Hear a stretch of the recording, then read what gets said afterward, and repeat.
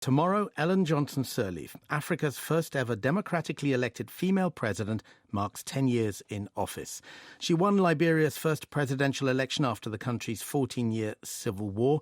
Faced with the huge national rebuilding task ahead, Mrs. Johnson Sirleaf, a former top UN and World Bank official, promised progress.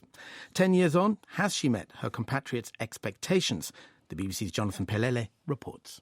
Ellen Johnson Sirleaf, having received more than 50% of the valid votes cast on November 8th, is hereby declared the winner of the presidential election.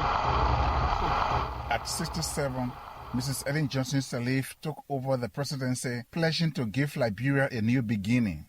She probably didn't first appreciate the full enormity of the task, but with just 2 years left to say goodbye to the presidency, the 77-year-old has declared in a radio address that some significant gains have been made in the last 10 years of her leadership. You know the country we inherited in 2006, and you know where it is today.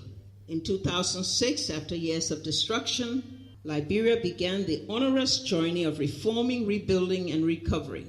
You know that we refuse to accept the legacy of a failed state, or the portrayal of our nation as a pariah, an exporter of conflict, undeserving of our rightful place of respect and leadership around the family table of the world. Many independent-minded people believe that there are so many things in the last 10 years that a nation should be proud of.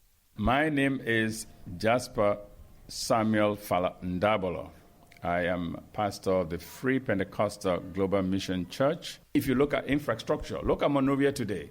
Is that how Monrovia was yesterday? I would say no. If you look at the amount of tall buildings that are growing up, they come out of the peace stability that we have now. If we're not having peace and stability, who will come and invest? We have to say thank you to God for her.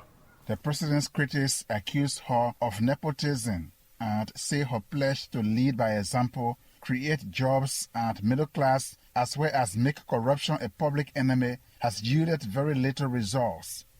10 years on, Liberia is still among the world's poorest nations.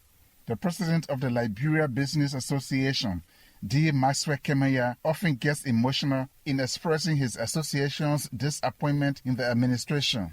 The government is on record in the past of bragging about attracting $16 billion US investment to this economy. And that has not translated to transforming the lives of the ordinary people. When Madam Ellen Johnson Sirleaf came to office, she talked about creating Liberian millionaires. That environment has not been created. We continue to be marginalized as Liberian-owned businesses. Our economy is still being dominated by foreigners. The opposition community is even more critical.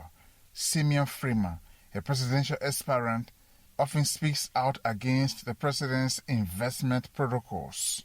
People are looking at the investments. The revenue paid by these investments are going into government, but it's not benefiting the people. The people cannot be hired by the investor. There was this huge anticipation that she's going to leverage that understanding, expertise of global dynamics into move the country in a whole new direction. But 10 years on, I think Madam Sirleaf has been an extreme disappointment. On the streets, opinions are equally divided.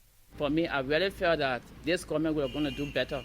Make a big change, but it became worse. Those years we were fighting war during child stealer time. We were still fighting war, but money was still floating. But now everything going out of the country.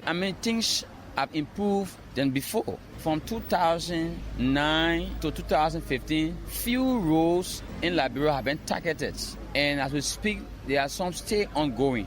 When it comes to education, in the 15 counties, we have a government school being erected, being renovated, being constructed on our regime. The ruling Unity Party insists that what Liberia has achieved under President Ellen Johnson Sirleaf in 10 years is a platform on which it will campaign for re-election come 2017.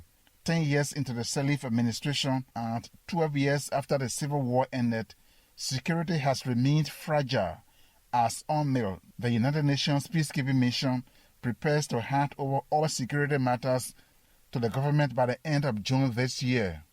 Jonathan Paye-Layleh.